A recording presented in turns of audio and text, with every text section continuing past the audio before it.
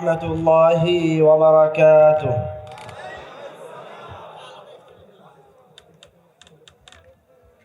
إن الحمد لله نحمده ونستعينه من يهده الله فلا مضل له ومن يضلل فلا هادي له وأشهد أن لا إله إلا الله وحده لا شريك له وأشهد أن محمدا عبده ورسوله.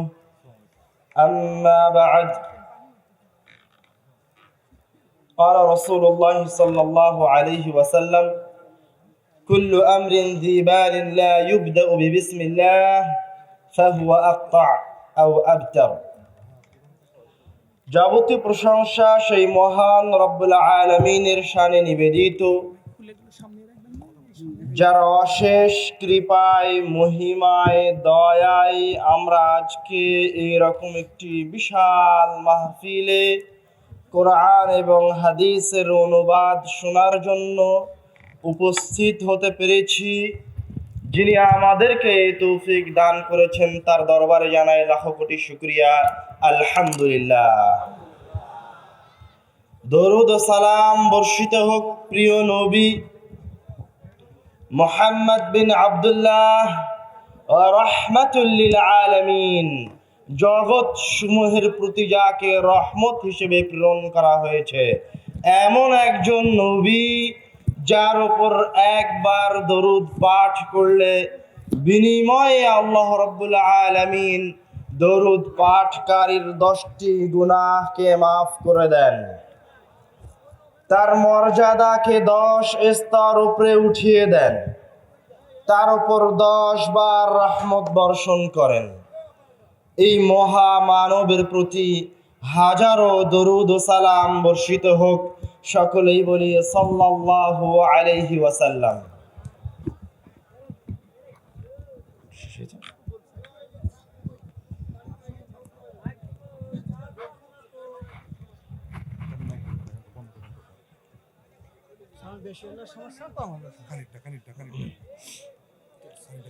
শ্রোতা যেভাবে বলছে সেভাবে একটু ব্যবস্থা করে দেন।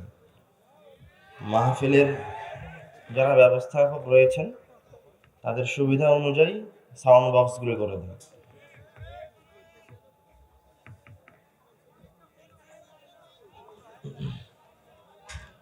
আপনারা একটু কষ্ট হলেও মনোযোগ সহকারে আমাদের আলোচনা শ্রবণ করতে থাকেন, তারা তাদের সাধ্য অনুযায়ী চেষ্টা করুক।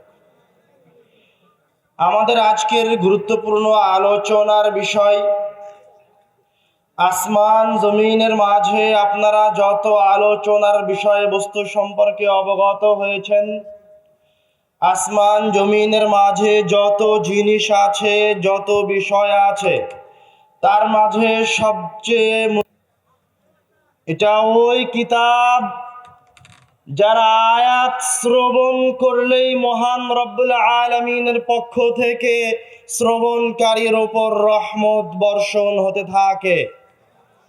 ওই কিতাব যার তেলাওয়াত ফেরেশতারা শ্রবণ করলে, শুনতে পেলে জমিনে নেমে আসে।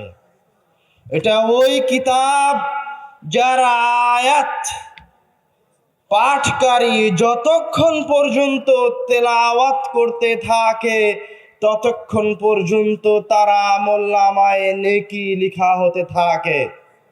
এটা ওই কিতাব যার কতক সূরা তেলাওয়াত করার মাধ্যমে আসমান জমিনের মাঝে যত বিপদ আছে, সে যত কঠিন বিপদ হোক না কেন, সেই বিপদ থেকে বের হয়ে আসা সম্ভব। সুবহানাল্লাহ। এটা ওই কিতাব যার মাঝে এমন কতক সূরা আছে যেই সূরা তেলাওয়াত করলে কবরের আযাব থেকে মুক্তি পাওয়া সম্ভব, যেই সূরা তেলাওয়াত করলে কিয়ামতের দিন যখন কোনো মুমিন বান্দার পাপের পাল্লা ভারী হয়ে যাবে তখনও নাজাত পাওয়া সম্ভব। এটা ওই কিতাব যেই কিতাব আপনার আমলনামা দাড়ি পাল্লায় ওজন হয়ে যাওয়ার পরেও আপনি আপনার জান্নাতের স্তরকে আরো উপরে উঠিয়ে নিতে পারবেন। সুবহানাল্লাহ। এই কিতাবের শক্তি, এই কিতাবের মর্যাদা, এই কিতাবের সম্মান বলে শেষ করা সম্ভব নয়। কোন মানুষের জিহবা এই কিতাবের সম্মান বলে, এই কিতাবের গুণগান গেয়ে, এই কিতাবের শ্রেষ্ঠত্ব আর শক্তিমত্তা বলে শেষ করতে পারবে না। তার নাম আল কোরআন। আপনি এখনো বুঝতে পারেননি। এই কিতাবের যে যত বেশি নিকটবর্তী হয়েছে, মহান রব্বুল আলামিন তাকে তত বেশি সম্মানিত করেছেন। নবীদের পিতা, আমাদের পিতা, সকল রাসূলের পিতা আদম আলাইহিস সালাতু ওয়াস সালাম। আল্লাহ রাব্বুল আলামিন মুহাম্মদ সাল্লাল্লাহু আলাইহি ওয়াসাল্লামকে সর্বশ্রেষ্ঠ রাসূল সাইয়্যিদুল আম্বিয়া না করে সকলের পিতা আদম আলাইহিস সালাতু ওয়াস সালামকে সর্বশ্রেষ্ঠ নবীর মর্যাদা দিতে পারতেন। তিনি সকলের পিতা, কিন্তু সর্বশ্রেষ্ঠ নবী এবং রাসূলের মর্যাদা দেওয়া হয়েছে মুহাম্মদ সাল্লাল্লাহু আলাইহি ওয়াসাল্লামকে। কেন? কেননা তার উপর আল্লাহ রাব্বুল আলামিন সর্বশ্রেষ্ঠ কিতাব আল কোরআন অবতীর্ণ করেছেন। আমি আপনি সর্বশ্রেষ্ঠ উম্মত দাবি করি। আল্লাহ রাব্বুল আলামিন আমাদেরকে এই মর্যাদা যার মাধ্যমে দিয়েছেন তার নাম আল কোরআন। এই কিতাবের মর্যাদায় অসংখ্য হাদিস আছে, অসংখ্য আয়াত আছে। এই কিতাব হচ্ছে আসমান জমিনের মাঝে একমাত্র বস্তু, একমাত্র জিনিস যাকে আল্লাহ রাব্বুল আলামিন একজন মানুষকে হেদায়াত দেওয়ার ক্ষমতা দিয়ে রেখেছেন। সুবহানাল্লাহ। হেদায়াত কি জিনিস বিস্তারিত কথায় পরে আসব। তার আগে এতটুকু জেনে রাখেন শ্রেষ্ঠত্বর কথায়, সেটা হচ্ছে আপনি যত আমলি করেন না কেন, যদি আপনার হেদায়াত না থাকে তো কোনো কাজে আসবে না। সূরা ফাতিহায় সালাত শুরু করার পর 5 ওয়াক্ত সালাতের প্রত্যেক রাকাতে মহান রব্বুল আলামিনের কাছে প্রত্যেক মুমিন বান্দার যেই প্রথম ফরিয়াদ থাকে সেটা হচ্ছে ইহদিনাস সিরাতাল মুস্তাকিম। হে আল্লাহ, ইহদিনা, আমাকে হেদায়াত দিন সহজ সরল সঠিক পথের দিকে, যেই পথে হেদায়াত পেলে আমি সোজা জান্নাতে যেতে পারবো। তার নাম হচ্ছে কোরআনুল কারীম। এই ক্ষমতা আল্লাহ রাব্বুল আলামিন কোরআনুল কারীমের মাঝে দিয়ে রেখেছেন। তার আগে আমি আমার আলোচনার শুরুতে একটা হাদিস বলেছি। রাসূল সাল্লাল্লাহু আলাইহি ওয়াসাল্লাম বলছেন, কুল্লু আমরিন যিবালিন লা ইবদা বিসমিল্লাহ, প্রত্যেক ওই কাজ যেটা বিসমিল্লাহ ছাড়া শুরু হয়, ফাহুয়া আকতাউন আও আবতার, ওই কাজ হচ্ছে মহান রব্বুল আলামিনের বরকত থেকে, রহমত থেকে বঞ্চিত। তো রাসূল সাল্লাল্লাহু আলাইহি ওয়াসাল্লামের হাদিস থেকে এবং কোরআনুল কারীমের আয়াত থেকে স্পষ্টভাবে বোঝা যায় যে কোনো কাজ শুরু করার বিধান হচ্ছে বিসমিল্লাহ। যে কোনো কিছু শুরু করতে হলে কি দিয়ে শুরু করতে হবে? বিসমিল্লাহ দিয়ে শুরু করতে হবে। তাহলে ওই কাজে বরকত পাওয়া যাবে, তাহলে ওই কাজে মহান রব্বুল আলামিনের কাছ থেকে কবুলিয়াত অর্জন করা যাবে। কিন্তু আসমান জমিনের মাঝে সর্বশ্রেষ্ঠ কিতাব আল কোরআন যখন তেলাওয়াত করার কথা আল্লাহ রাব্বুল আলামিন বলছেন, তখন বলছেন, ফাইযা ক্বারা'তাল কুরআন ফাসতা'iয বিল্লাহি মিনাশ শাইতানির রাজীম। যখন তুমি কোরআন তেলাওয়াত শুরু করবে তখন তুমি আগে আল্লাহ রাব্বুল আলামিনের কাছে শয়তান থেকে পরিত্রাণ প্রার্থনা করো, তারপরে বলো বিসমিল্লাহির রহমানির রহিম। আগে শয়তান থেকে পরিত্রাণ চাইতে বলছেন, তারপরে বিসমিল্লাহির রহমানির রহিম বলতে বলছেন। বিধান কোরআনুল কারিমে এসে পরিবর্তন হয়ে গেছে। এবার আপনার মাথায় কি এরকম কোনো প্রশ্ন জাগে না যে আল্লাহ রাব্বুল আলামিন এই সর্বশ্রেষ্ঠ কিতাবটাকে কেন আগে শয়তান থেকে পরিত্রাণ চেয়ে শুরু করতে বলছেন, তারপরে বিসমিল্লাহ বলতে বলছেন? প্রশ্ন জাগে? অবশ্যই জাগে, জাগা উচিত। আল্লাহ রাব্বুল আলামিন বলছেন, আফালা ইয়াতাদাব্বারুনা ফিল কুরআন আম আলা কুলুবিহিম আকফালুহুম। তারা কি কোরআনুল কারীমের আয়াতগুলি নিয়ে চিন্তা করে না, না তাদের অন্তরে তালা মেরে দেওয়া আছে? কেন? কোরআনুল কারীমের কোনো একটা আয়াত নিয়ে যদি কেউ তাদাব্বুর করে, তো ওই একটা আয়াতের বিনিময়ে সে হেদায়াত পেয়ে যেতে পারে। শত শত সাহাবী আছে, শত শত মানুষ আছে যারা কোরআনুল কারীমের একটা আয়াত শ্রবণ করে হেদায়েত অর্জন করেছেন। তো আল্লাহ রাব্বুল আলামিন এই মহান কিতাবকে কেন আগে শয়তান থেকে পরিত্রাণ চেয়ে শ্রবণ করতে বলছেন? কেন শয়তান থেকে পরিত্রাণ চেয়ে তেলাওয়াত শুরু করতে বলছেন? তার একাধিক কারণের মাঝে সর্বপ্রথম কারণ হচ্ছে, যে জিনিস মানুষের সবচেয়ে বেশি উপকারে আসে, সবচেয়ে বেশি যেই জিনিস মানুষের উপকার করতে পারবে, শয়তান মানুষকে ওই জিনিস থেকে সবচেয়ে বেশি দূরে রাখার জন্য চেষ্টা করবে। তো এই আসমান জমিনের মাঝে মানুষের সবচেয়ে বেশি প্রয়োজনে যেই কিতাবটা আসবে, যেই জিনিসটা আসবে, যে জিনিসের মাধ্যমে মানুষ সবচেয়ে সহজে, সবচেয়ে দ্রুত জান্নাতে যেতে পারবে, তার নাম হচ্ছে কোরআন। তো শয়তানের সবচেয়ে বড় শত্রু হচ্ছে কোরআন। ও কোনোভাবেই চাইবে না আপনি কোরআনুল কারীমের নিকটবর্তী হন, কোরআনুল কারীমের একটা আয়াত তাদাব্বুর করে হেদায়াত পান। এটা শয়তান কোনোদিন চাইবে না।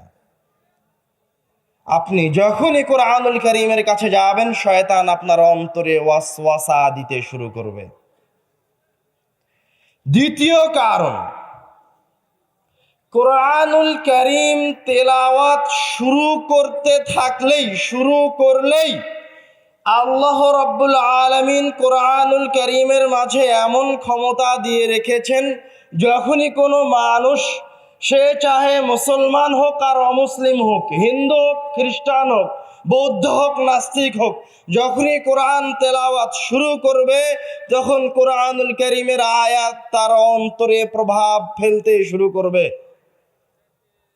কোরআন পড়লেই কোরআন মানুষের অন্তরে প্রভাব সৃষ্টি করবে।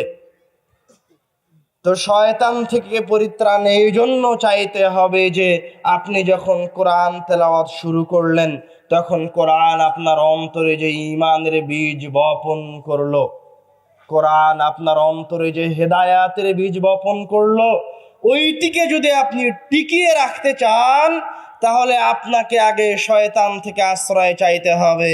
আর আপনি যদি শয়তান থেকে আশ্রয় না চান, তো আপনি কোরআনুল কারীমের আয়াত পড়ে যতটুকু হেদায়াত অর্জন করেছিলেন, শয়তান ওইটুকুকে নষ্ট করে দিবে। আপনি এখনো শয়তানের শক্তিমত্তা বুঝতে পারেননি। আমি আপনাকে সর্বোচ্চ নসিহাহ করতে পারবো, উপদেশ দিতে পারবো, বা তার চেয়ে বেশি পারলে আপনাকে আমি পিটিয়ে লাঠি দিয়ে ভালো কাজে বাধ্য করতে পারবো। আমি কি এর চেয়ে বেশি কিছু করতে পারবো? তার চেয়ে যদি বেশি করতে পারি তো আপনাকে হত্যা করতে পারবো। তার চেয়ে বেশি কিছু করার আছে আমার? নাই। কিন্তু শয়তান আমার চেয়ে শত শত গুণ বেশি শক্তিশালী। শয়তান কি করতে পারবে? শয়তান আপনার অন্তরে প্রবেশ করতে পারবে, শয়তান আপনার ব্রেনে প্রবেশ করতে পারবে, শয়তান আপনার শিরায়, উপশিরায় চলাফেরা করতে পারে। শয়তান খারাপ জিনিসকে আপনার সামনে ভালো হিসেবে পেশ করবে। শুধু তাই নয়, শয়তান কোরআনুল কারীমকে দিয়েই, কোরআনুল কারীমকে ব্যবহার করে আপনাকে আল্লাহ রাব্বুল আলামিনের সাথে শিরিক করাবে। শয়তান কোরআনুল কারীমকে ব্যবহার করেই আপনাকে বিদআত করাবে।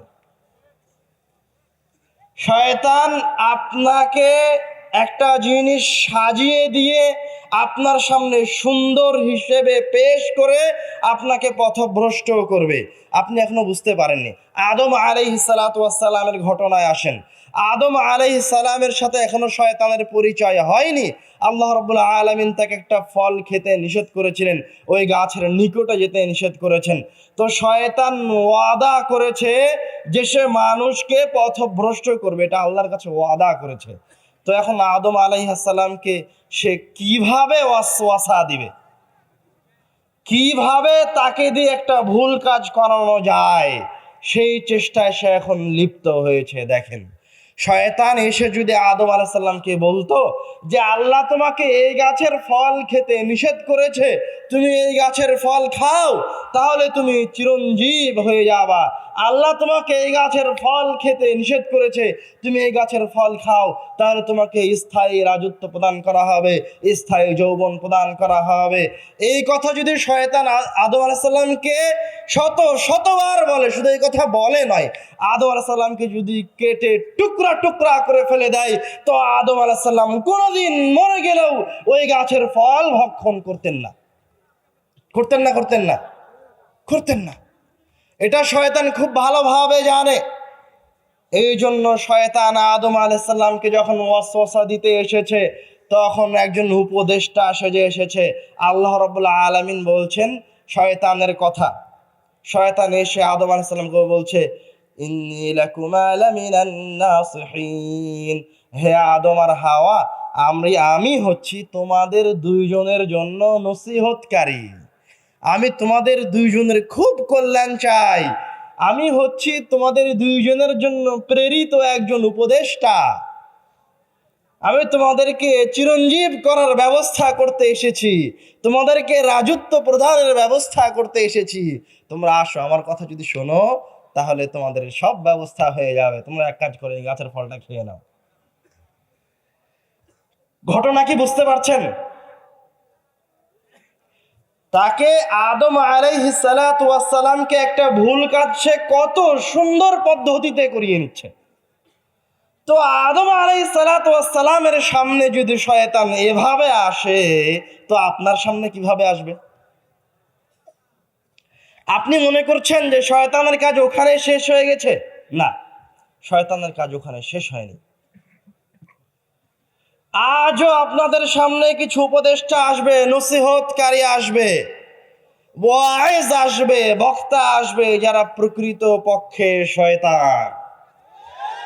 এই কথাই ঠিক। ঈমান আনয়নের আগে আপনাকে বিশ্বাস রাখতে হবে যে শয়তান আছে। শয়তান আমাদের পিতাকে ওয়াসওয়াসা দিয়েছিল, আমাদের নবীকে ওয়াসওয়াসা দিয়েছিল। আপনার চাইতে শয়তান 1000 গুণ বেশি শক্তিশালী। ইবলিস কি মারা গেছে না জীবিত আছে? জীবিত আছে। ইবলিসের অভিজ্ঞতা কত হাজার বছরের আপনি বলতে পারবেন? আর আপনার অভিজ্ঞতা কত বছরের? আপনার ঈমান কত বছরের? আপনার তো জন্মই হয়েছে আজ থেকে 40 বছর আগে। শয়তান জানে আপনার বাপকে কিভাবে পথভ্রষ্ট করেছে, আপনার দাদাকে কিভাবে পথভ্রষ্ট করেছে, তার দাদাকে কিভাবে পথভ্রষ্ট করেছে, তার দাদাকে কিভাবে পথভ্রষ্ট করেছে। শয়তানের হাজার হাজার হাজার বছরের অভিজ্ঞতা আছে আপনাকে পথভ্রষ্ট করার। কিন্তু আপনার মাঝে কোনো সতর্কতাই নাই। যে স্টেজে এসে দাঁড়ায় আপনি মনে করেন ওই মনে হয় বড় বিদ্বান, বড় আলেম, আল্লাহর ওলি। ভুল চিন্তা, ভুল ধারণা, ভুল চিন্তা, ভুল ধারণা। আব্দুর রাজ্জাক বিন ইউসুফ শ্রদ্ধেয় পিতা আব্বু আগে ওয়াজের মাঠে কথা বলতে বলতে বলতেন, 99% হুজুর হচ্ছে মিথ্যুক। কিন্তু এখন শুধু 99% হুজুর মিথ্যুক নয়, এখন কথা পরিবর্তন করে বলতে হবে 99% হুজুর বা তার কাছাকাছি হুজুর। বাংলাদেশের পরিবেশ, বাংলাদেশের সমাজ ব্যবস্থা, বাংলাদেশের মানুষের দিনদারিতা ধর্মভীরুতার অধঃপতনের কারণ। কেন এই কথা বলছি? আগে তাফসীর কারকেরা শুধু মিথ্যা তাফসীর বলেছে, শুধু বানোয়াট তাফসীর বলেছে, কিন্তু এখন যারা তাফসীর করার নামে স্টেজে দাঁড়াচ্ছে তারা শুধু মিথ্যা তাফসীরের মাঝেই ক্ষান্ত হয়নি, তারা এই স্টেজে দাঁড়িয়ে জেনাকারীর কথা বলে। বাংলার মানুষ কিভাবে তাদেরকে মেনে নিয়েছে? তারা স্টেজে দাঁড়িয়ে মহান রব্বুল আলামিনকে অপমান করে। বাংলার তাওহীদি জনতার ঈমানকে নিয়ে তারা ছিনিমিনি খেলে। তাদেরকে কারা স্টেজে উঠিয়েছে? তারা হচ্ছে ওই শয়তান, তারা হচ্ছে ওই ইবলিস, যারা শত শত বছর ধরে মুসলমানদের ঈমানকে, মুসলমানদের তাওহীদি চেতনাকে নষ্ট করার চেষ্টা করেছে। ইবলিস শয়তান ঈসা আলাইহিস সালাতু ওয়াস সালামের মারা যাওয়ার পরে ইসলাম নষ্ট করার জন্য, আইয়ামে জাহেলিয়াত রচনা করার জন্য হাজার হাজার হাজার বছর চেষ্টা চালিয়ে মুহাম্মদ সাল্লাল্লাহু আলাইহি ওয়াসাল্লাম আসার আগে, তার প্রেরণের আগে, তার নবুয়তের আগে আইয়ামে জাহেলিয়াত রচনা করেছেন। আর মুহাম্মদ সাল্লাল্লাহু আলাইহি ওয়াসাল্লামের কাছে যখন কোরআন অবতীর্ণ হয়েছে, রাসূল যখন কোরআনুল কারীমের ব্যাখ্যা করেছেন, মুসলমানরা যখন কোরআনুল কারীমকে আঁকড়ে ধরেছে, তখন এই শয়তানের রচনা করা আইয়ামে জাহিলিয়াত ভেঙে চুরমার হয়ে গেছে। আবার যদি মুসলমানেরা মনে করে যে এই জাহিলিয়াত থেকে বের হয়ে আসবে, এই অধপতন থেকে বের হয়ে আসবে, তাহলে যেইভাবে মুহাম্মদ সাল্লাল্লাহু আলাইহি ওয়াসাল্লাম কোরআনের দাওয়াত দিয়েছেন, যেভাবে শয়তানের বিরোধিতা করেছেন, যেইভাবে শিরকের বিরুদ্ধে কথা বলেছেন, ঠিক ওইভাবেই বাংলাদেশের প্রত্যেকটা স্টেজে স্টেজে, প্রত্যেকটা মঞ্চে মঞ্চে ওইভাবেই শিরকের বিরুদ্ধে আলেম ওলামাদেরকে কথা বলতে হবে, ওইভাবেই ব্যভিচারের বিরুদ্ধে কথা বলতে হবে, ওইভাবেই পাপাচারের বিরুদ্ধে কথা বলতে হবে। অন্যথায় এই সমাজ পরিবর্তন করা সম্ভব নয়, কোনোদিন করা যাবে না। কথা শুনতে শুনতে, জেনা ব্যভিচারের কথা শুনতে শুনতে, জেনা ব্যভিচার এখন আপনার কাছে একটা সাধারণ জিনিস হয়ে গেছে। বলা হচ্ছে যে আল্লাহ রব্বুল আলামিনের নাম নিয়ে অমুক ব্যভিচারিণীর দিকে তাকাও, নাউজুবিল্লাহ মিন যালিক। এই কথা বলতে আমার অন্তর কেঁপে যায়। যে এই কথা বলার কারণে যদি আল্লাহ জমিনের নিচে ধসিয়ে দেয় তাহলে কি হবে? যেই ব্যভিচারের মহান রব্বুল আলামিন কোরআনুল কারীমে সাধারণত সব বিধান বিস্তারিত বলেন না, কিছু কিছু বিধান বিস্তারিত বলেন। সালাতের মতো গুরুত্বপূর্ণ বিধানকেও আল্লাহ রাব্বুল আলামিন কোরআনুল কারীমে বিস্তারিত বলেননি। বারবার বলছেন আকিমুস সালাহ, আকিমুস সালাহ। আল্লাহ রাব্বুল আলামিন বিস্তারিত সালাতের বিধান কোরআনুল কারীমে উল্লেখ করেননি। কিন্তু জেনা এত ভয়াবহ কাজ, এই ব্যভিচার সমাজে ছড়িয়ে যাওয়া এত ভয়ানক এই সমাজের জন্য, এই দেশের জন্য, এই পাড়ার জন্য, এই মহল্লার জন্য, যে আল্লাহ রাব্বুল আলামিন যে বিবাহ করেনি তার শেষ জেনা করলে কি শাস্তি হবে, যে বিবাহ করেছে সে জেনা করলে কি শাস্তি হবে, তা কোরআনুল কারীমের আয়াতে বলেছেন। শুধু তাই বলেননি, শাস্তি উল্লেখ করাই যথেষ্ট ছিল। আল্লাহ রাব্বুল আলামিন বলছেন, তোমরা জেনার নিকটবর্তীও হয়েও না, লা তাকরাবুজ জিনা, তোমরা জেনার নিকটবর্তী হয়েও না, জেনার নামই নিও না। তোমরা জেনার মাঝে পতিত হবে এরকম কোন কাজের আশেপাশে আসিও না। আর শুধু তাই নয়, এই জেনা ব্যভিচার সমাজে ছড়িয়ে পড়লে, এই আমানতদারিতা রক্ষা না করা গেলে কিয়ামত নিকটে চলে আসবে, দ্রুত কিয়ামত আসবে। এই আমানত রক্ষা না করা গেলে এলাকার মানুষ, গ্রামের মানুষ, দেশের মানুষ নানান বিপদের সম্মুখীন হবে। আল্লাহ রাব্বুল আলামিনের গজব পতিত হবে। যেইভাবে লূতের কওমের উপর গজব এসেছিল, ওইভাবেই আপনাদেরকে আল্লাহ রাব্বুল আলামিন লূতের কওমের মতো ধ্বংস করবেন না, এই ওয়াদা আল্লাহ করেছেন। যদি এই ওয়াদা আল্লাহর না থাকতো তাহলে জেনা ব্যভিচার যেভাবে ছড়িয়ে যাচ্ছে ওইভাবেই এই উম্মতকেও ধ্বংস করে দিতেন। কিন্তু আল্লাহ রাব্বুল আলামিন আপনাকে খুব ভালোবাসেন, প্রচণ্ড ভালোবাসেন। আল্লাহ রাব্বুল আলামিন চান আপনি এই সমস্ত নেক্কারজনক কাজ থেকে ফিরে আসেন।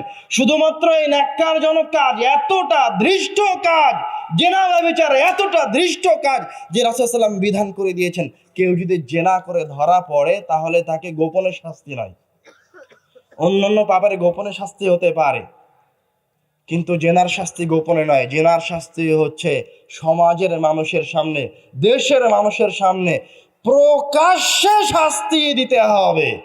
জেনাকারীকে সমাজের সামনে, দেশের মানুষের সামনে, পাড়ার মানুষের সামনে প্রকাশ্যে শাস্তি দিতে হবে, জানে কেউ কোনোদিন কোনো মানুষ, কোনো সন্তান, কোনো যুবক জেনা করার, জেনা শব্দটা চিন্তা করার সক্ষমতা হারিয়ে ফেলে, আর হুজুর এসে জেনাকারীকে দেখার আহ্বান করছে। আমরা বলছিলাম শয়তানের কথা, শয়তানের কথা বলতে বলতে এত দূর এসেছি। শয়তান এত ভয়ানক, এত নিকৃষ্ট এবং এতটা শক্তিশালী যে আল্লাহ রাব্বুল আলামিন তার কিতাব তেলাওয়াত শুরু করতে বলছেন শয়তান থেকে পরিত্রাণ চেয়ে। কেন? মনে করেন আপনার এখানে যদি কোনো কুকুর শ্রীগাল ঢুকে যায়, তো আপনি তাকে লাঠি দিয়ে মেরে বের করতে পারবেন না? পারবেন না? পারবেন। কোনো যদি এলাকায় যদি আপনারা ডাকাত হামলা করে, তো আপনারা অস্ত্র নিয়ে মাঠে নেমে যাবেন, ডাকাতকে বের করে দিবেন গ্রাম থেকে। কিন্তু শয়তান এত শক্তিশালী যে আপনি তাকে আপনার হাত দিয়ে প্রতিহত করতে পারবেন না, আপনি তাকে আপনার কোনো অস্ত্র দিয়ে প্রতিহত করতে পারবেন না। ওকে প্রতিহত করার জন্য আল্লাহ রাব্বুল আলামিন যেই বিধান দিয়েছেন, মুহাম্মদ সাল্লাল্লাহু আলাইহি ওয়াসাল্লাম যেই বিধান দিয়েছেন, সেই বিধানেই ফিরে আসতে হবে। আপনি শয়তানের ভয়াবহতা আরো স্পষ্ট করে বুঝেন। শয়তান এত ভয়ানক, শয়তান মানুষের এত বড় শত্রু যে আপনার যেই সন্তানটা এখনো জন্মগ্রহণ করেনি, আপনার পাঁজরে আছে, শুক্রকীট অবস্থায় আছে, ওই সন্তানকে নিয়েও শয়তান পরিকল্পনা করে। যদি আপনি আপনার সন্তানকে, ওই ছোট বাচ্চাকে শয়তানের ওয়াসওয়াসা থেকে বাঁচাতে চান, তো পক্ষান্তরে বিপরীতে রাসূল সাল্লাল্লাহু আলাইহি ওয়াসাল্লাম আপনার জন্য দোয়া শিখিয়ে দিচ্ছেন। দোয়াটা কি? আপনি যখন আপনার স্ত্রীর সাথে মিলনে যাবেন তখন বলবেন আল্লাহুম্মা জান্নিবনা শয়তান, হে আল্লাহ আপনি আমাকে আর আমার স্ত্রীকে শয়তানের ওয়াসওয়াসা থেকে, শয়তান থেকে মুক্তি দান করুন। ওয়াজান্নিবি শাইতানা মা রাযাকতানা, আর আমার স্ত্রীর মাধ্যমে আমাদের যে সন্তান, আমাদের যে সন্তানটা আমার স্ত্রীর গর্ভে আসবে, আপনি তাকে শয়তান থেকে পরিত্রাণ দান করুন। আপনি তো কোনোদিন রাসূল সাল্লাল্লাহু আলাইহি ওয়াসাল্লামের হাদিস শোনেননি, আপনি কিভাবে জানবেন শয়তান কত শক্তিশালী? আপনি তো আল্লাহ রাব্বুল আলামিনের আয়াতগুলি কোনোদিন পড়ে দেখেননি। আল্লাহ রাব্বুল আলামিন একবার নয়, দুইবার নয়, তিনবার নয়, 5 বার নয়, 10 বার নয়, 80 বারের অধিক কোরআনুল কারীমে শয়তান শব্দটা উচ্চারণ করেছেন। আপনি তো শয়তানকে চিনেন না। শুধু তাই নয়, মহান রব্বুল আলামিন আল্লাহ সুবহানাহু তাআলা 7 আসমানের মালিক, স্বাভাবিকভাবেও শয়তানের কথা বললেই পারেন। যিনি এতবার শয়তানের কথা বলছেন, উনি শুধু বলেই ক্ষান্ত হননি, মহান রব্বুল আলামিন নিজেই কসম করে বলছেন তাল্লাহি লাকাদ আরসালনা ইলা উমামিন মিন ক্বাবলিক। তাল্লাহি, আল্লাহর কসম, আল্লাহর কসম করে বলছেন তাল্লাহি লাকাদ আরসালনা ইলা উমামিন মিন ক্বাবলিক ফাযায়্যানা লাহুমুশ শাইতানু আ'মালাহুম। আমি আপনার পূর্বেও অসংখ্য নবী রাসূলকে প্রেরণ করেছি। এই সমাজের মানুষের কাছে এর আগেও আনুমানিক এই বগুড়ার মাটিতে শাইখ আব্দুর রাজ্জাক বিন ইউসুফ 30 বছর থেকে দাওয়াত দিচ্ছে, 30 বছর থেকে মানুষকে বেদাত থেকে বাধা দেওয়ার চেষ্টা করছে, শিরক থেকে ফিরে আসার জন্য বলছে। কিন্তু তারপরেও বগুড়ার মানুষ এখনো পরিপূর্ণভাবে শিরকও ছাড়তে পারেনি, বেদাতও ছাড়তে পারেনি। এবং ছাড়তে পারবে না, একথা আল্লাহ বলেছে। কেন পারবে না? মানুষ তো কোরআনুল কারীমের আয়াত নিয়ে তাদাব্বুর করে না, কোরআনুল কারীমের আয়াত পড়ে দেখে না। কেন পারবে না? আল্লাহ রাব্বুল আলামিন বলছেন, ফাযায়্যানা লাহুমুশ শাইতানু আ'মালাহুম। আমি শত শত রাসূল প্রেরণ করেছি আপনাদের কাছে, শত শত আলেম প্রেরণ করেছি, তারা আপনাকে শিরক থেকে বের হয়ে আসার দাওয়াত দিয়েছে, বেদাত থেকে বের হয়ে আসার দাওয়াত দিয়েছে, তাওহীদকে আঁকড়ে ধরার দাওয়াত দিয়েছে।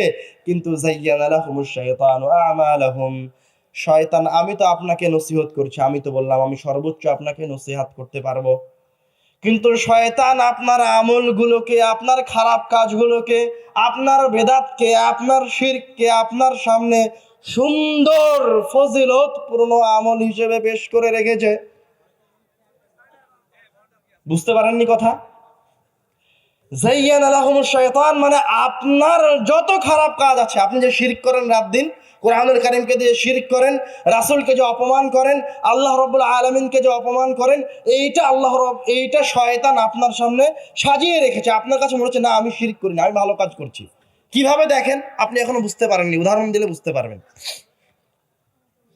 আল্লাহ রাব্বুল আলামিন এই কিতাবের নাম রেখেছেন কি? আল কোরআন। এই কিতাবের নাম আল কোরআন রাখা হয়েছে কেন?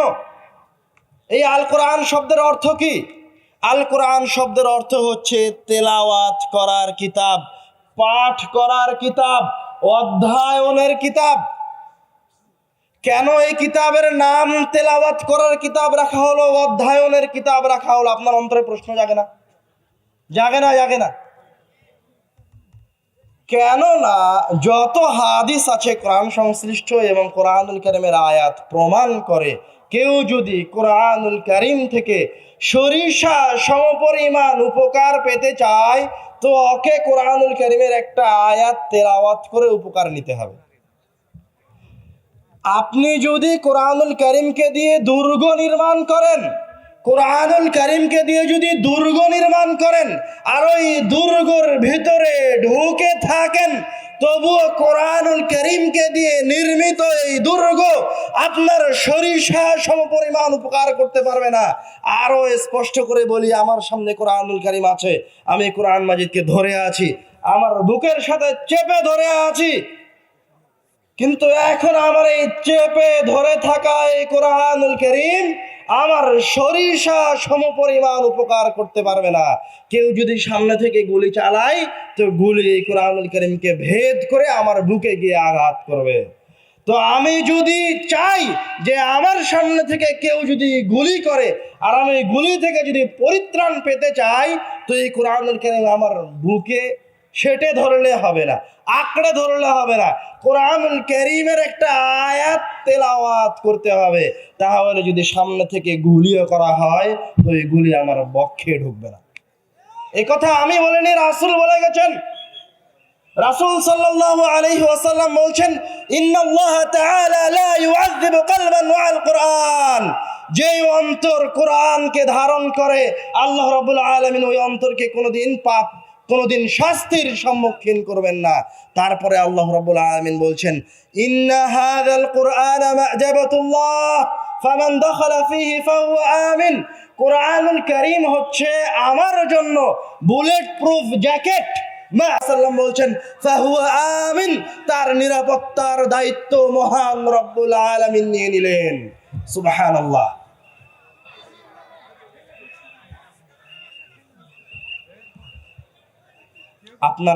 আমরা যে গুরুত্বপূর্ণ আলোচনা করছিলাম সেগুলো মাথায় রাখার চেষ্টা করবেন, হই হট্টগোলের মাঝে ভুলে যাবেন না। আব্বু আসতেছে হয়তো, এই জন্য আমরা কিছুক্ষণ থামি, পরিবেশ ঠান্ডা হোক।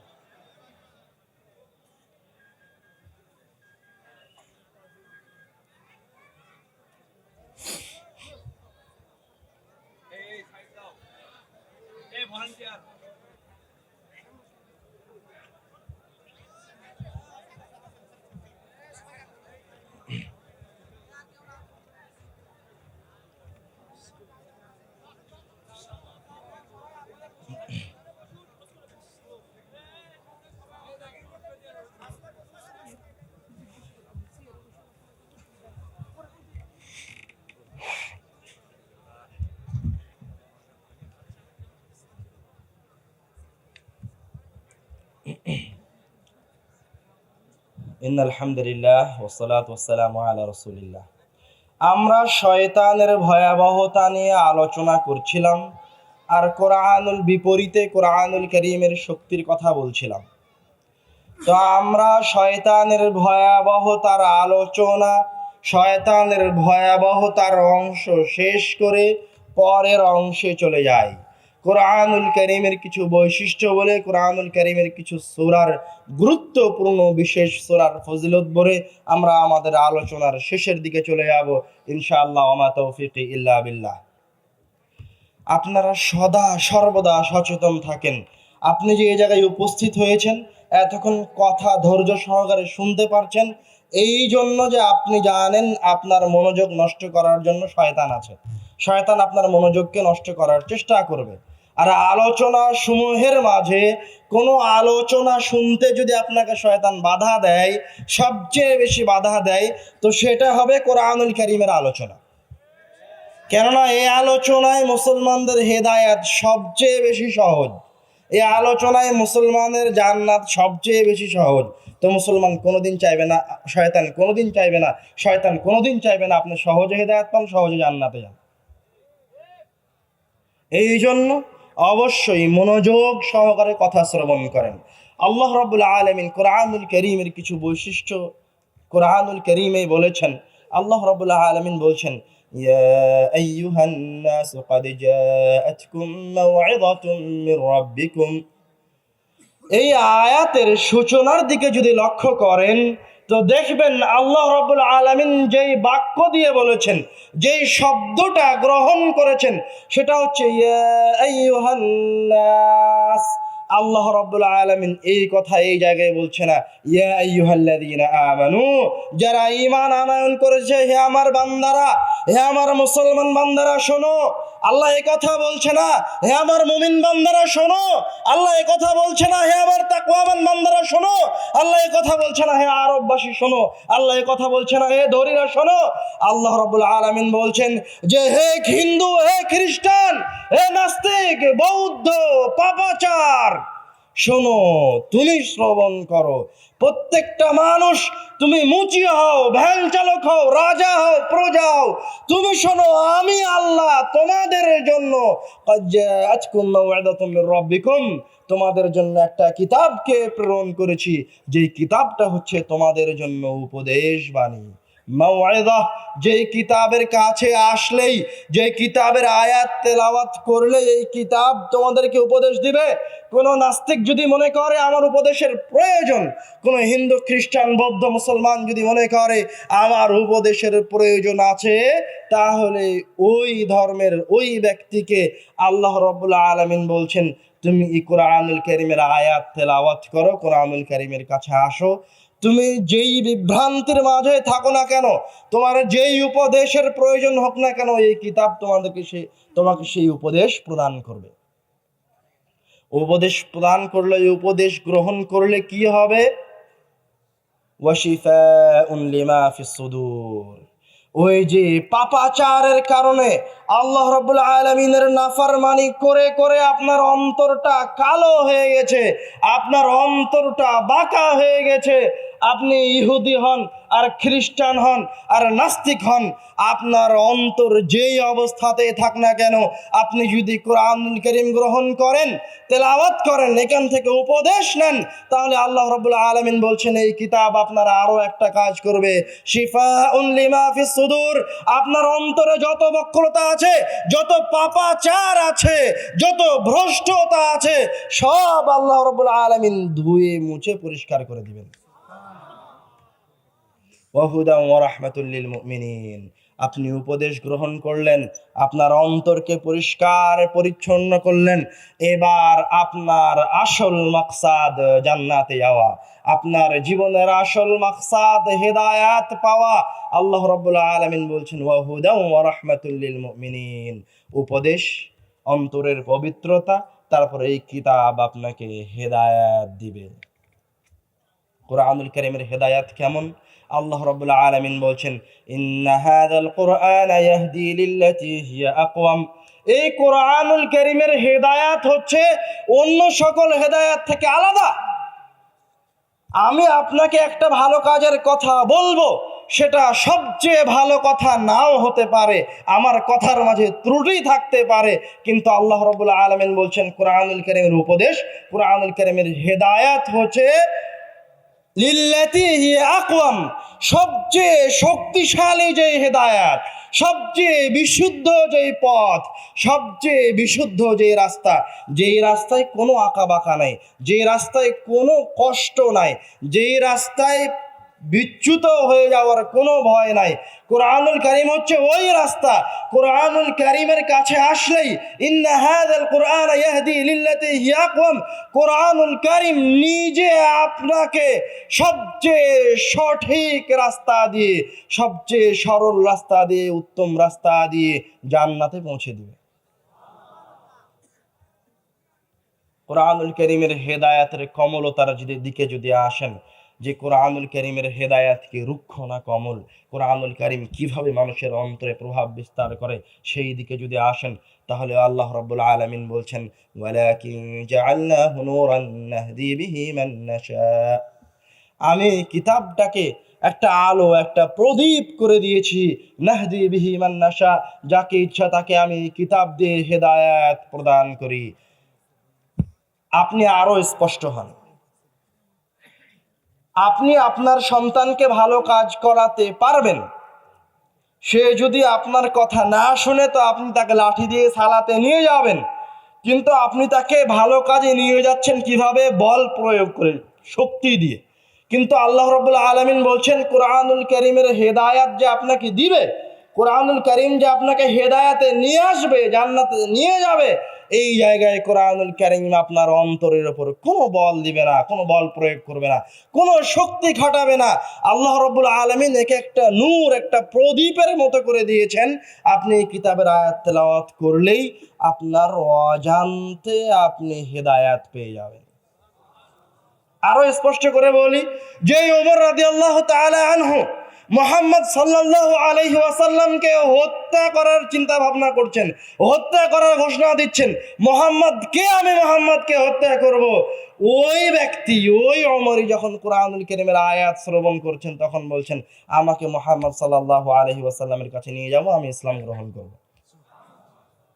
কোরআনুল কারীমের হেদায়েতের ঘটনা স্বয়ং আল্লাহ রাব্বুল আলামিন কোরআনুল কারীমে বলেছেন।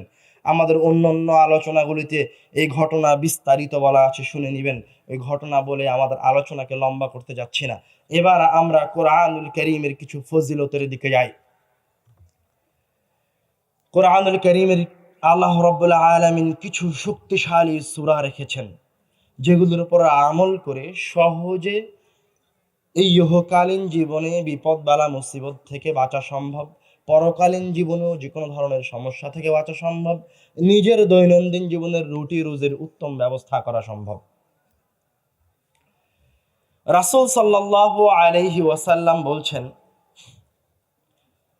عن عقبة بن عامر رضي الله تعالى عنه قال بينما أنا أسير مع رسول الله صلى الله عليه وسلم, উকবা ইবনে আমির রাদিয়াল্লাহু তাআলা আনহু বলছেন, আমি মুহাম্মদ সাল্লাল্লাহু আলাইহি ওয়াসাল্লামের সাথে সফরে বের হয়েছি। বাইনাল জুহফাতি ওয়াল আবওয়া, সফরে বের হয়ে আমরা জুহফা এবং আবওয়া নামক জায়গার মাঝামাঝিতে পৌঁছেছি। ইযা গাশিয়াতনা রিহুন ওয়া যুলমাতুন শাদীদা, এমত অবস্থায় কঠিন ঝড় শুরু হলো, চতুর্দিকে অন্ধকার হয়ে গেল। ফাজআলা রাসূলুল্লাহ সাল্লাল্লাহু আলাইহি ওয়াসাল্লাম ইয়াতাআওযাযু বিআউযু বিরাব্বিল ফালাক ওয়া আউযু বিরাব্বিন নাস, এই রকম ভয়ঙ্কর পরিস্থিতি থেকে বাঁচার জন্য, নিজের জীবনটাকে বাঁচার জন্য, বেঁচে থাকার জন্য মুহাম্মদ সাল্লাল্লাহু আলাইহি ওয়াসাল্লাম আল্লাহ রাব্বুল আলামিনের কাছে সূরা নাস আর সূরা ফালাক পড়ে আশ্রয় চাইতে লাগলেন এই ঝড়ের কবল থেকে। এবং উকবা রাদিয়াল্লাহু তাআলা আনহুকে বলছেন, ইয়া উকবা তাআওয়ায বিহিমা ফামা তাআওয়াযা মুতাআওযিযুন বিমিসলিহিমা, উকবা তুমি এই দুইটি সূরা তেলাওয়াত করে আল্লাহ রাব্বুল আলামিনের কাছে এই ভয়াবহ বিপদ থেকে পরিত্রাণ চাও। ফামা তাআওয়াযা মুতাআওযিযুন বিমিসলিহিমা, কেন না বিপদ থেকে বাঁচার জন্য এই দুইটি সূরার চেয়ে শক্তিশালী কোনো সূরা নাই।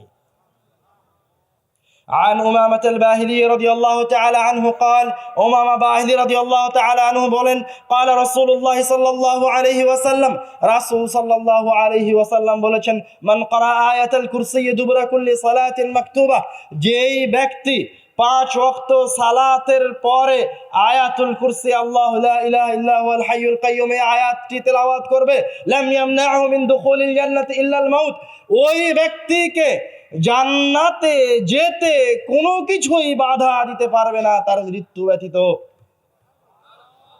মানে রাসূল কি বোঝাতে চাচ্ছেন? যে আপনি 5 ওয়াক্ত সালাতের পর আয়াতুল কুরসি তেলাওয়াত করেন, তো আপনি এখনো জান্নাতে যাননি কেন? মারা যাননি তাই। আপনার আর আপনার জান্নাতের মাঝের প্রতিবন্ধকতা হচ্ছে আপনার মৃত্যু। আয়াতুল কুরসি তেলাওয়াত করেন, জান্নাতে চলে যাবেন। আনাস রাদিয়াল্লাহু তাআলা আনহু থেকে বর্ণিত, তিনি বলেন যে রাজুলুন ইলান নবী সাল্লাল্লাহু আলাইহি ওয়াসাল্লাম, একজন ব্যক্তি রাসূল সাল্লাল্লাহু আলাইহি ওয়াসাল্লামের কাছে আসলেন, এসে বলছেন, ইয়া রাসূলুল্লাহ, হে আল্লাহর রাসূল, ইন্নী উহিব্বু হাযিহি সূরা কুল হুয়াল্লাহু আহাদ, আমি এই কুল হুয়াল্লাহু আহাদ সূরাটাকে খুব ভালোবাসি। রাসূল সাল্লাল্লাহু আলাইহি ওয়াসাল্লাম তার প্রতি উত্তরে বলছেন, ইন্না হুব্বাকা ইয়্যাহা আদখালাকাল জান্নাহ, এই কুল হুয়াল্লাহু আহাদ সূরার প্রতি ভালোবাসা, এই সূরাকে রাত দিন তেলাওয়াত করা তোমাকে জান্নাতে নিয়ে চলে যাবে। কুল হুয়াল্লাহু আহাদ সূরা রাত দিন তেলাওয়াত করার চেষ্টা করেন। আন আবি দারদা রাদিয়াল্লাহু তাআলা আনহু قال, আবু দারদা রাদিয়াল্লাহু তাআলা আনহু থেকে বর্ণিত, তিনি বলেন, قال রাসূলুল্লাহ সাল্লাল্লাহু আলাইহি ওয়াসাল্লাম, রাসূল সাল্লাল্লাহু আলাইহি ওয়াসাল্লাম বলছেন, আয়াজিজু আহাদুকুম আন ইয়াকরা ফি লাইলাতিন সুলুসাল কুরআন, তোমাদের মাঝে, আমার সাহাবীর মাঝে, আজকের মজলিসে উপস্থিত মানুষের মাঝে এমন কোন ব্যক্তি আছে যে প্রত্যেক রাত্রে কোরআনুল কারীমের 3 ভাগের 1 ভাগ পড়তে অক্ষম? কেউ কেউ এরকম আছে? তখন সাহাবীরা প্রতি উত্তরে বলছে, কাইফা যালিকা ইয়া রাসূলুল্লাহ, হে আল্লাহর রাসূল, এত বড় কিতাবের 1 ভাগ তেলাওয়াত করা, 3 ভাগের 1 ভাগ তেলাওয়াত করা কি ছোটখাটো বিষয়? এবার রাসূল সাল্লাল্লাহু আলাইহি ওয়াসাল্লাম আপনাদেরকে খুব ভালোবাসেন, আল্লাহ আপনাদেরকে খুব ভালোবাসেন, সহজ করার ব্যবস্থা করে দিচ্ছেন। রাসূল সাল্লাল্লাহু আলাইহি ওয়াসাল্লাম বলছেন, কুল হুয়াল্লাহু আহাদ তা'দিলু সুলুসাল কুরআন, তুমি যদি শুধু কুল হুয়াল্লাহু আহাদ সূরা তেলাওয়াত করো, আল্লাহ রাব্বুল আলামিন তোমার আমলনামায় কোরআনুল কারীমের 3 ভাগের 1 ভাগ তেলাওয়াতের সমান নেকি লিখে দিবেন। তুমি যদি কোরআনুল কারীম 3 বার তেলাওয়াত করো, তাহলে কোরআনুল কারীম সম্পূর্ণ তেলাওয়াতের সমান নেকি লিখে দেওয়া হবে। সুবহানাল্লাহ। عن ابي سعيد الخدري رضي الله تعالى عنه قال, আবু সাঈদ খুদরি থেকে বর্ণিত, তিনি বলেন, قال رسول الله صلى الله عليه وسلم, রাসূল সাল্লাল্লাহু আলাইহি ওয়াসাল্লাম বলেছেন, মান قرأ سورة الكهف في يوم الجمعة, যেই ব্যক্তি জুমার দিনে শুক্রবারে সূরা কাহফ তেলাওয়াত করবে, আযা লাহু নূরুন মা বাইনাল জুমআতাইন, ওই ব্যক্তির ঈমানে একটি নূর, একটি প্রদীপ জ্বালিয়ে দেওয়া হবে, ওই ব্যক্তির ঈমানকে শক্তিশালী করে দেওয়া হবে, এবং সে যেই জুমায় সূরা কাহফ তেলাওয়াত করেছে, ওই জুমা থেকে পরের জুমা আসা পর্যন্ত তার ঈমান শক্তিশালী অবস্থায় থাকবে। عن ابي الدرداء رضي الله تعالى عنه قال, قال رسول الله صلى الله عليه وسلم, আবু দারদা থেকে বর্ণিত, রাসূল সাল্লাল্লাহু আলাইহি ওয়াসাল্লাম বলেছেন, মান হাফিযা 10 আয়াত মিন আউয়াল সূরাতিল কাহফ, যে ব্যক্তি সূরা কাহফের প্রথম 10 আয়াত মুখস্থ রাখতে পারবে, আল্লাহ রাব্বুল আলামিন তাকে দাজ্জালের ফিতনা থেকে পরিত্রাণ দান করবেন। দাজ্জালের ফিতনা বড় ভয়াবহ ফিতনা। স্বয়ং রাসূল সাল্লাল্লাহু আলাইহি ওয়াসাল্লাম আল্লাহ রাব্বুল আলামিনের কাছে দাজ্জালের ফিতনা থেকে পরিত্রাণ চেয়েছেন। কেননা দাজ্জালের এক হাতে থাকবে জান্নাত, আর এক হাতে থাকবে জান্নাত।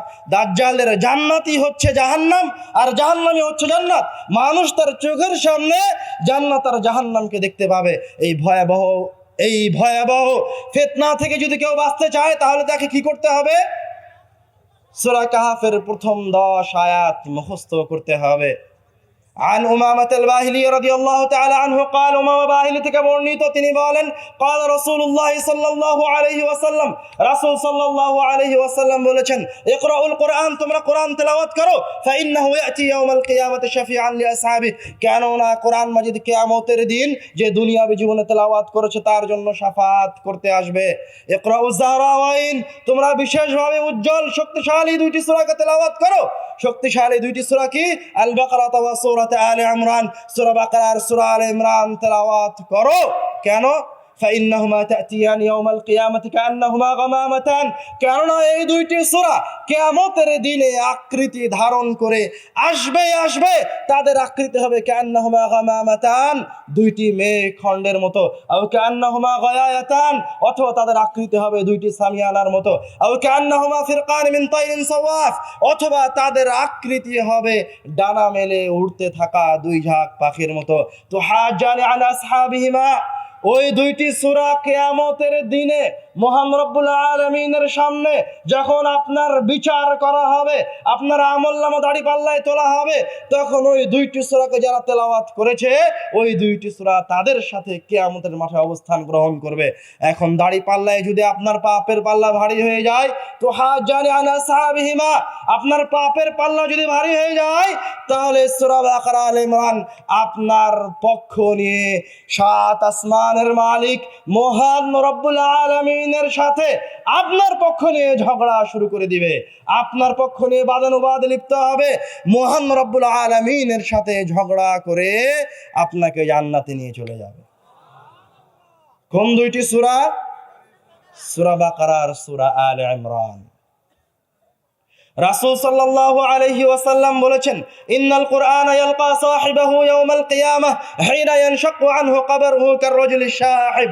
যখন মানুষকে পুনরুত্থান করানো হবে, কবর থেকে উঠানো হবে, তখন যারা দুনিয়াবী জীবনে কোরআন তেলাওয়াত করত তাদের কবরের পাশে কোরআনুল কারীম কাররাজুলি শাহিব, শুভ্র ব্যক্তির আকৃতি ধারণ করে ওই ব্যক্তির জন্য অপেক্ষায় করবে, ওই ব্যক্তির অভ্যর্থনায় থাকবে।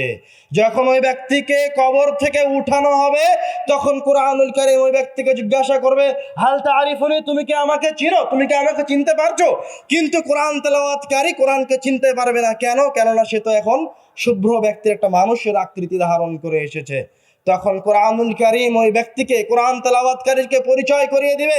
কোরআনুল কারীম কিয়ামতের দিনে তাকে বলবে, ইন্নী সাহিবুকাল কুরআন, আমি তোমার দুনিয়াবী জীবনের পরম বন্ধু কোরআন মাজিদ। ইন্নী সাহিবুকাল কুরআন আল্লাযী আযমাতুকা ফিল হাওয়াজির, আমি ওই কোরআন তাকে যাকে নিয়ে তুমি দিনের দ্বীপ্রহরে গরমের মাঝেও খুব ব্যস্ত থাকতে, যাকে তুমি কঠিন রৌদ্রের মাঝে তাপের মাঝেও তেলাওয়াত করতে।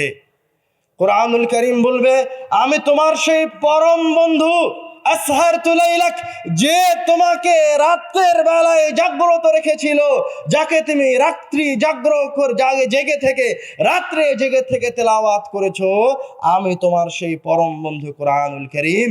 তুমি দুনিয়াবী জীবনে আমার সাথে ছিলে আর আজকে পরকালে আমি তোমার সাথে আছি। এখনো কোরআনুল কারীমের কাজ শেষ হয়নি।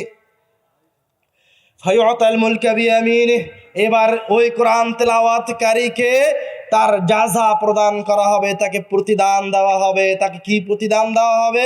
ইউতাল মুলকা বিয়ামিনিহি, কোরআন তেলাওয়াতকারীর ডান হাতে দেওয়া হবে রাজত্ব, ওয়াল খুলদা ফি শিমালিহি, আর এই কোরআন তেলাওয়াতকারীকে যে রাজত্ব দেওয়া হবে তার স্থায়িত্ব দেওয়া হবে তার বাম হাতে। আল্লাহ রাব্বুল আলামিন কোরআনুল কারীম তেলাওয়াতকারীকে স্থায়ী রাজত্ব প্রদান করবেন। এখানে শেষ নয়, ওয়ায়ুদাউ আলা রাসিহি তাজুল ওয়াকার, এই কিয়ামতের মাঠে, এই ভয়াবহ সময়ে রাসূলদের সামনে, সিদ্দিকীনদের সামনে, শহীদদের সামনে, লক্ষ লক্ষ মানুষের সামনে, ইউদাউ আলা রাসি তাজুল ওয়াকার, শুধু লক্ষ বিলিয়ন ট্রিলিয়ন মানুষের সামনে নয়, স্বয়ং মহান রব্বুল আলামিনের সামনে কোরআনুল কারীম তেলাওয়াতকারীর মাথায় সম্মানের মুকুট পরিধান করানো হবে। এখানে শেষ হয়ে যায়নি, ওয়ায়ুকসা ওয়ালিদাহুমা হুল্লাতান লা তাকুমু লাহুমাদ দুনিয়া, এবং ওই কোরআন তেলাওয়াতকারীর পিতামাতাকে ধরে নিয়ে আসা হবে। ওয়ায়ুকসা ওয়ালিদাহুমা হুল্লাতান, তার পিতামাতাকে ধরে নিয়ে এসে দুইটি পোশাক পরিধান করানো হবে। দুইটি পোশাকের মূল্যের কথা, দামের কথা বলতে গিয়ে রাসূল সাল্লাল্লাহু আলাইহি ওয়াসাল্লাম বলছেন, লা তাকুমু লাহুমাদ দুনিয়া ওয়া মা ফিহা, এই দুনিয়ার আসমান জমিনের মাঝে যা কিছু আছে, এই আসমান জমিনের যত মূল্য, যত দাম, তার চেয়ে ওই দুইটি জামার দাম হবে বেশি।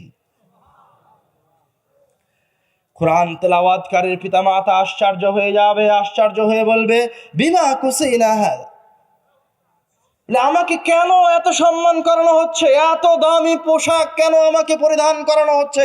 আশ্চর্য হয়ে যাবে। ও তো বলবে, আমি তো এরকম কোনো আমল করিনি যার বিনিময়ে আমাকে এরকম সম্মানজনক দামি পোশাক পরিধান করানো হচ্ছে। তখন তাকে বলা হবে, বিআখযি ওয়ালাদিকুমাল কুরআন, আজকে তোমাদের দুইজনকে এই জন্য সম্মানিত করা হচ্ছে, কেননা দুনিয়াবী জীবনে তোমাদের সন্তানেরা কোরআন তেলাওয়াত করতো, কোরআনুল কারীমকে ধারণ করতো। সুবহানাল্লাহ।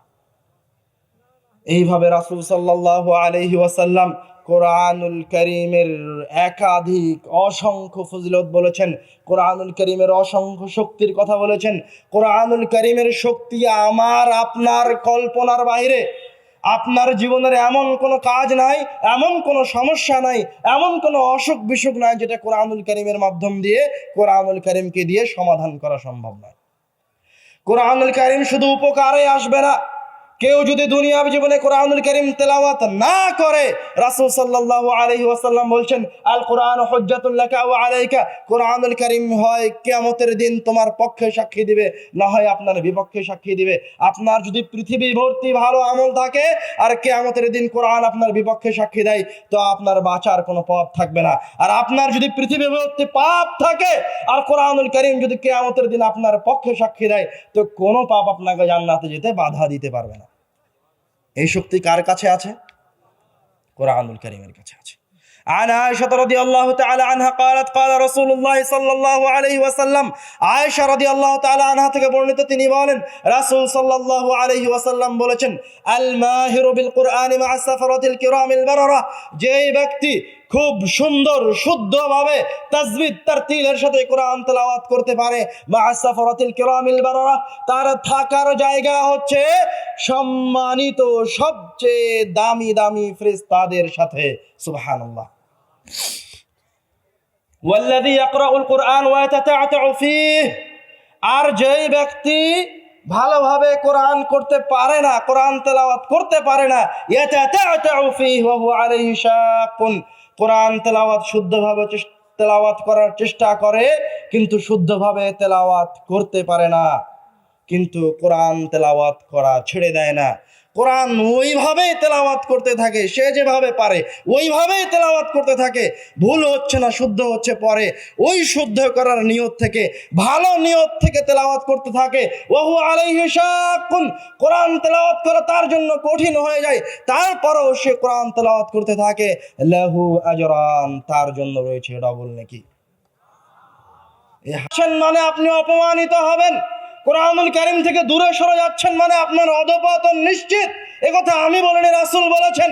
রাসূল বলেছেন ইন্না হাযাল কুরআন, আল্লাহর রাসূল সাল্লাল্লাহু আলাইহি ওয়াসাল্লাম বলেছেন, ইন্নাল্লাহ তাআলা ইয়ারফাউ বিহাযাল কিতাবি আকওয়ামান, আল্লাহ রাব্বুল আলামিন এই কিতাবটা দিয়ে একটা কওমকে সম্মানিত করবেন, ওয়া ইয়াদউ বিহি আখারিন, আর এই কিতাবটা দিয়ে একটা কওমকে অধঃপতনের অতল তলে নামিয়ে দিবেন।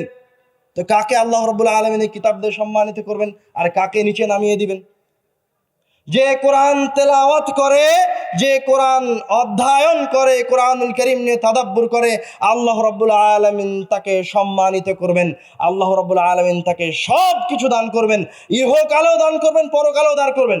আর যে কোরআনুল কারীম বাড়িতে রেখেছে অথচ তেলাওয়াত করে না, কোরআনুল কারীমকে অপমান করছে প্রত্যেক দিন, তাকে কোরআনুল কারীম রাখা আছে অথচ সে কোনোদিন কোরআনুল কারীম খুলে তেলাওয়াত করে না, আল্লাহ রাব্বুল আলামিন তার বাড়িতে রাখা কোরআনুল কারীমটাকে দিয়েই, তার বাড়িতে রাখা, তাকে সাজিয়ে রাখা 500-1000 কোরআনুল কারীমকে দিয়ে তাকে নিচে নামিয়ে দিবেন, জমিনের নিচে ধসিয়ে দিবেন, তাকে অপমানিত করবেন, তাকে লাঞ্ছিত করবেন। এই জন্যই তো মুসলমানরা আজকে অধঃপতন, এই জন্যই তো মুসলমানরা অপমানিত। আপনি কোরআনুল কারীম থেকে যত দূরে সরে যাবেন আপনার পতন ততটাই সুনিশ্চিত। আর আপনি কোরআনুল কারীমের যত কাছে আসবেন, যত নিকটে আসবেন, আপনার সফলতাও ওই রকম সুনিশ্চিত। কোরআনুল কারীমের কোনো বিকল্প নাই, যে কোনো মূল্যে, যে কোনো উপায়ে, যেভাবেই হোক কোরআনুল কারীম তেলাওয়াত করা, পাঠ করা শিখতেই হবে, শিখতেই হবে, শিখতেই হবে। রাসূল সাল্লাল্লাহু আলাইহি ওয়াসাল্লামের সুন্নাত, সাহাবীদের সুন্নাত, তাবেঈদের সুন্নাত, তাবেঈদের সুন্নাত, আমার জানা মতে, আমার পড়াশোনায় 400 শতাব্দী পর্যন্ত মুসলমানদের শিক্ষা ব্যবস্থা ছিল মসজিদ ভিত্তিক। আস্তে আস্তে মসজিদ থেকে মানুষ মুসলমানদের শিক্ষা ব্যবস্থাকে বের করে নিয়ে আসা হয়েছে। মসজিদ এখন মুসলমানদের সাজানোর জায়গা। মানুষ মনে করে মসজিদ, আমার পাড়ায় যদি ভালো মসজিদ থাকে, আমার পাড়ায় যদি সবচেয়ে দামি মসজিদ থাকে, সবচেয়ে বেশি টাকার মসজিদ থাকে, সবচেয়ে কারুকাজ সম্পূর্ণ মসজিদ থাকে, তাহলে মনে হয় আমার এলাকায় আল্লাহর সবচেয়ে বেশি নেয়ামত আসবে, আল্লাহর সবচেয়ে বেশি রহমত আসবে। ভুল ধারণা। যদি বড় মসজিদ দিয়ে মহান রব্বুল আলামিনের রহমত পাওয়া যেত, যদি মসজিদে টাইলস লাগিয়ে জান্নাত পাওয়া যেত, যদি মসজিদে এসি লাগিয়ে জান্নাত পাওয়া যেত, যদি কারুকাজ সম্পূর্ণ আর বড় বড় মিনার লাগিয়ে বড় বড় মিনারের মসজিদ নির্মাণ করে জান্নাত পাওয়া যেত, তাহলে সাহাবীরা, তাবেঈরা, রাসূল, তাবেঈরা 400 শতাব্দী পর্যন্ত যারা ইসলামের খেদমত করেছে, তারা মক্কা মদিনা ইতিহাসের সবচেয়ে বড় মসজিদ, সবচেয়ে কারুকাজ সম্পূর্ণ মসজিদ নির্মাণ করত। ওরা এই কথা খুব স্পষ্ট ভাবে জানে।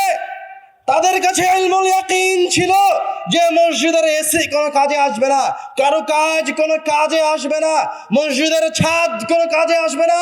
কাজে আসবে কি? মসজিদে যে ইসলামের শিক্ষা দেওয়া হচ্ছে, সেই শিক্ষা মুসলমানদের কাজে আসবে। ওমর রাদিয়াল্লাহু তাআলা আনহু অর্ধ পৃথিবীর শাসক। আমি বুঝলাম মুহাম্মদ সাল্লাল্লাহু আলাইহি ওয়াসাল্লামের অর্থ সম্পদ ছিল না, তাই নির্মাণ করতে পারেনি। যিনি অর্ধ পৃথিবীর শাসক, উনি চাইলে যে কোনো সময় রোম পারস্যের মতো দুর্গ মক্কা মদিনাতেও নির্মাণ করতে পারতেন, কিন্তু তিনি ওরকম দুর্গ মক্কা মদিনায় নির্মাণ করেননি। যদি সাহাবীরা বড় মসজিদ নির্মাণের পিছনে পড়ে যেত, যদি তারা নির্মাণের পিছনে পড়ে যেত, যদি তারা লোক দেখানো বস্তুগত জীবনের পিছনে পড়ে যেত, তাহলে ইসলাম আজকে আর বাংলাদেশে আসতো না। তাহলে ওমর রাদিয়াল্লাহু তাআলা আনহু বাইতুল মাকদাস জয় করতে পারতেন না। তারা যদি মসজিদ নির্মাণের পিছনে পড়ে যেত, তাহলে মুসলমানরা রোম পারস্য জয় করতে পারতো না। তারা রোম পারস্য জয় করেছে কোরআনুল কারীমের শিক্ষা দিয়ে। যেই দিন কোরআনুল কারীম অবতীর্ণ হয়েছে, ওই দিন মুসলমানরা কি অর্ধ পৃথিবীর শাসন ক্ষমতা অর্জন করেছে? করেনি। অর্ধ পৃথিবীর শাসন ক্ষমতা পাওয়ার জন্য 50 বছর যাবত ইকরা বিসমি রাব্বিকাল্লাযী খালাক এই আয়াতের দাওয়াত দিতে হয়েছে। লক্ষ লক্ষ মানুষকে কোরআনুল কারীম শিখাতে হয়েছে। আপনিও যদি আপনার মান সম্মান আবার ফিরিয়ে নিয়ে আসতে চান, আপনি যদি আপনার ক্ষমতা আবার ফিরিয়ে নিয়ে আসতে চান, তাহলে আপনাকে আবার কোরআন শিক্ষায় ফিরে আসতে হবে। যত দিন পর্যন্ত আপনি কোরআনুল কারীম শিক্ষায় ফিরে আসবেন না, যতদিন পর্যন্ত আপনি ইসলাম শিক্ষায় ফিরে আসবেন না, ততদিন পর্যন্ত আপনি যত মসজিদ নির্মাণ করেন না কেন, যত আন্দোলন করেন না কেন, যত সংগঠন করেন না কেন, যত গণতন্ত্র ফনতন্ত্র করেন না কেন, যত তন্ত্রফন্ত্র করেন, কোনো কিছু মুসলমানদের কোনো কাজে আসবে না। কাজে আসবে তখন যখন আপনি মুসলমানের সন্তানকে শিক্ষা দেওয়ার জন্য বের হবেন, যখন আপনি আপনার পাড়ায় কোরআন শিক্ষার ব্যবস্থা করবেন, যখন আপনার মসজিদগুলিতে, এই পাড়ার মসজিদগুলিতে কোরআনুল কারীম শিক্ষার ব্যবস্থা হবে, ওই দিন থেকে মুসলিম সমাজ আবার তাদের উন্নতির দিকে ফিরতে থাকবে। আর এই কথা মনে রাখবেন, আজকে মসজিদে মক্তব উদ্বোধন করেছেন, এর মানে এই নয় যে এখনই আপনার এই পাড়ার ওপর, আপনার এলাকার ওপর আল্লাহর রহমত অবতীর্ণ হবে আর আপনি কোটিপতি হয়ে যাবেন আর আপনি ধনী হয়ে যাবেন। না, এরকম নয়। মুহাম্মদ সাল্লাল্লাহু আলাইহি ওয়াসাল্লাম যখন ইকরা বিসমি রাব্বিকাল্লাযী খালাক অবতীর্ণ হওয়ার পর থেকে দীর্ঘ 23 বছর দাওয়াত দিয়ে গেলেন, সাহাবায়ে কেরাম দাওয়াত দিয়ে গেলেন, মানুষকে কোরআনুল কারীমের আয়াতগুলো শেখাচ্ছেন, তাদাব্বুর করাচ্ছেন, চিন্তা ভাবনা করাচ্ছেন। ওইভাবেই আপনার মসজিদে শিক্ষার ব্যবস্থা করতে হবে, তাহলে আপনার পাড়াতেও পরিবর্তন আসবে। যে 50 লক্ষ টাকা মসজিদের পিছনে খরচ করেছেন, যদি মসজিদ 2 লক্ষ টাকা দিয়ে নির্মাণ করতেন আর 48 লক্ষ টাকা ওই পাড়ার সন্তানদের শিক্ষার পিছনে ব্যয় করতেন, তাহলে 48 লক্ষ টাকা দিয়ে 5 বছরে, সর্বোচ্চ 10 বছরে ওই এলাকা, ওই পাড়া পরিবর্তন হয়ে যেত। কিন্তু শয়তান আপনাকে 48 লক্ষ টাকা শিক্ষার পিছনে ব্যয় করতে দিবে না। শয়তান 48 লক্ষ টাকা দিয়ে বড় উঁচু মিনার নির্মাণ করাবে। শয়তান ওই 48 লক্ষ টাকা দিয়ে মসজিদে এসি লাগিয়ে নিবে, টাইলস লাগিয়ে নিবে, কিন্তু শিক্ষার পিছনে খরচ করতে দিবে না। শয়তান এই ওয়াদা আল্লাহর সাথে করেছেন। আমরা আলোচনার শুরুতে শয়তানের কথা বলেছি, কেননা আপনার সবচেয়ে বড় শত্রু। আপনি এই আলোচনা থেকে যদি বিন্দু মাত্র ফলাফল আপনার অন্তরে ধারণ করতে চান, আপনার এলাকায় বাস্তবায়ন করতে চান, তাহলে আপনাকে আগে জানতে হবে শয়তান আছে, শয়তান আমাকে প্ররোচিত করবে। আগে আমাকে শয়তানের ধোঁকা থেকে ফিরে আসতে হবে। আত-তাখলিয়াতু ক্বাবলা আত-তাহলিয়া। কেউ যদি ভালো হতে চায় তো তাকে আগে খারাপ থেকে বের হয়ে আসতে হবে, খারাপ থেকে বের হয়ে আসতে হবে, খারাপটাকে জানতে হবে, শয়তানকে জানতে হবে। আগে আপনাকে এটা জানতে হবে যে মসজিদে শিক্ষা ব্যবস্থা না করে টাইলস লাগাতে যাওয়া, মসজিদে এসি লাগাতে যাওয়া মানে আমি এখনো শয়তানের ধোঁকায় আছি। এটা আপনাকে জানতে হবে। যখন আপনি এই কথার উপরে বিশ্বাস নিয়ে আসতে পারবেন, তখন আপনার পরিবর্তন শুরু হবে। এবার আমার কথার শেষে আসি। আমরা বাংলাদেশের আহলুল হাদিস আমভাবে সকল মুসলমান, হানাফি, শাফি, মালিকি, হাম্বলি, যেখান থেকে যত মুসলমান আছে সকল মুসলমানকে, সকল মুসলমানের সন্তানদেরকে কোরআন শিক্ষার ব্যবস্থা করার জন্য মসজিদে মসজিদে গিয়ে, আপনাদের পাড়ায় পাড়ায় গিয়ে, গ্রামে গঞ্জে গিয়ে কোরআন শিক্ষা ব্যবস্থা করার, মক্তব উদ্বোধন করার চেষ্টা চালিয়ে যাচ্ছি আলহামদুলিল্লাহ। এবং আমরা এই কার্যক্রম চালিয়ে যাব ইনশাআল্লাহ। আমরা শুধু মসজিদে মসজিদে, পাড়ায় পাড়ায় গিয়ে মসজিদ মক্তব উদ্বোধন করছি, শিক্ষা ব্যবস্থা চালু করছি, এরকম নয়। আমরা পাড়ায় পাড়ায় জামিয়া সালাফিয়া করতে পারবো না, এই কথাই ঠিক। পাড়ায় পাড়ায় জামিয়া সালাফিয়া হবে না, এই কথাই ঠিক। কিন্তু মসজিদ পাড়ায় পাড়ায় আছে, মসজিদ থেকে মুসলমানদের 100% সন্তানকে ইসলাম শিক্ষায় শিক্ষিত করা যাবে, এ কথাও ঠিক। এই জন্য আপনার পাড়ার ইমাম যেন, আপনার মসজিদের ইমাম যেন আপনার সন্তানকে ইসলাম শিখাতে পারে, সঠিকভাবে ইসলাম শিখাতে পারে, এই জন্য আমরা মক্তব উদ্বোধনের পাশাপাশি আপনার মসজিদের ইমামকে জামিয়া সালাফিয়া, বাংলাদেশের আহলে হাদিসদের সবচেয়ে বড় প্রতিষ্ঠান এবং আমভাবে বাংলাদেশের সবচেয়ে ব্যতিক্রম ধর্মী প্রতিষ্ঠান, যেখানে বাংলাদেশের সব বড় বড় বিদ্বান আছে, যেখানে ইন্ডিয়ার বড় বড় বিদ্বান আছে, যেখানে